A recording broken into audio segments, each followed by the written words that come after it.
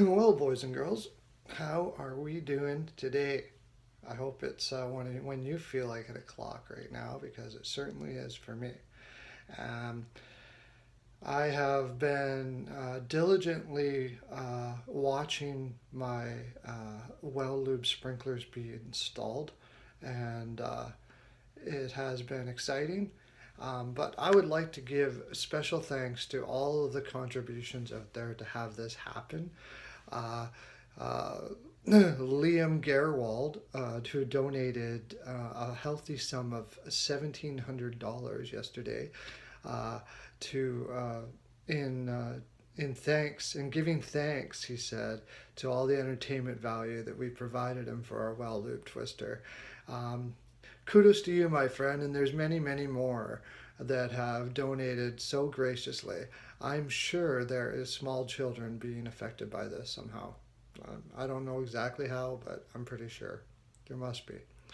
Um, Talking about that, we are now halfway through our well lubed schedule, and the Mornville moist bottoms are falling out of favor. The Lamont Lubineers, are handily in first at the moment. However, injuries are starting to plague them.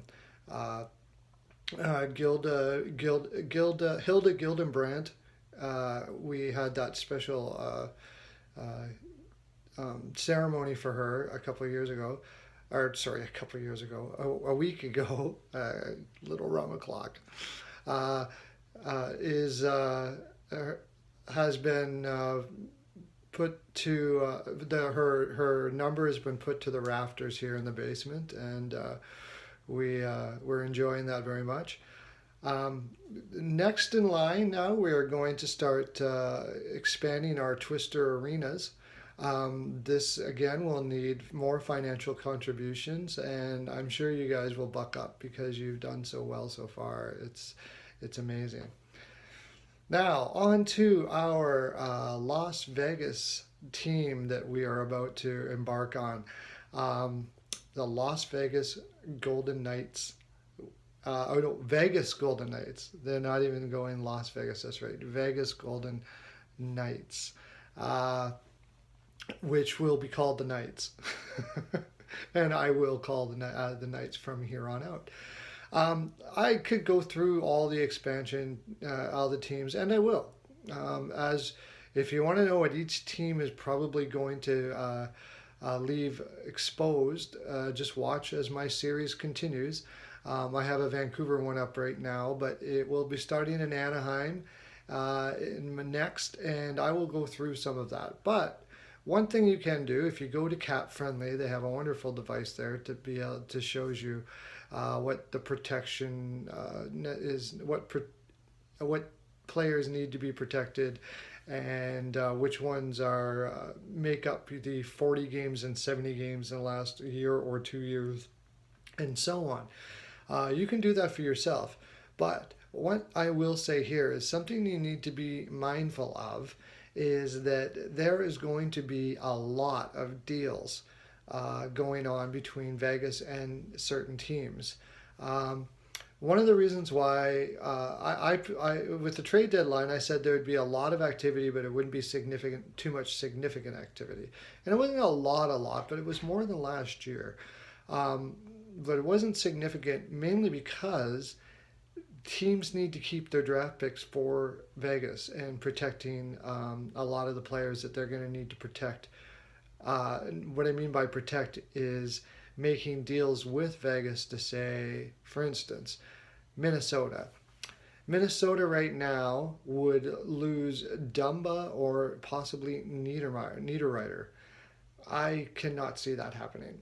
I can Minnesota's not going to allow that to happen. So they'll be having a lot of talks with Mr. McPhee, and they'll be saying, "Look, we got to do something here. Let's make a deal on how we can keep you from taking those two players." And or what they would do is say, "Okay, take one of them and then trade them back to us, and here's what we're going to offer." For instance, they didn't use their first round pick this year, which is amazing because they got Hansel. But part of the reason why Hansel only garnered a second is because teams weren't willing to give up a first for reasons such as what I'm about to say right now.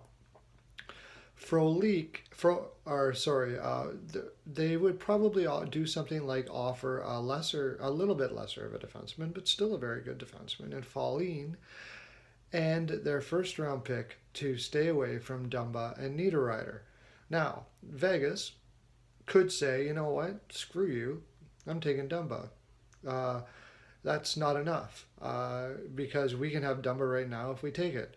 The thing is Vegas has to be careful because they're going to have to be dealing with these general managers as well. And I know this doesn't sound like much, but it actually is a lot. General managers remember when you don't help them out here and there. They help each other out in a lot of ways. A lot of the deals are made based on relationships. And if you don't build those relationships up, you're left in the lurch a lot.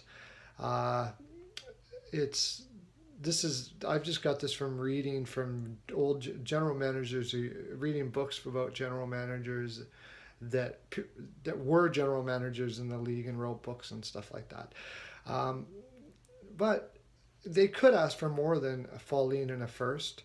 But the first is very important to an expansion team. Um, Even if it's a later round first, they need to build up their depth just as much as they have to get good players.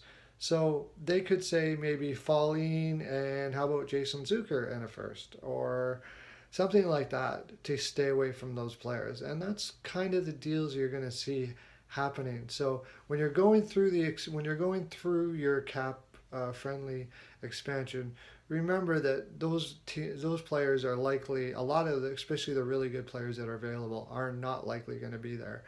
Um, the Now goaltending, this is going to go long on this one.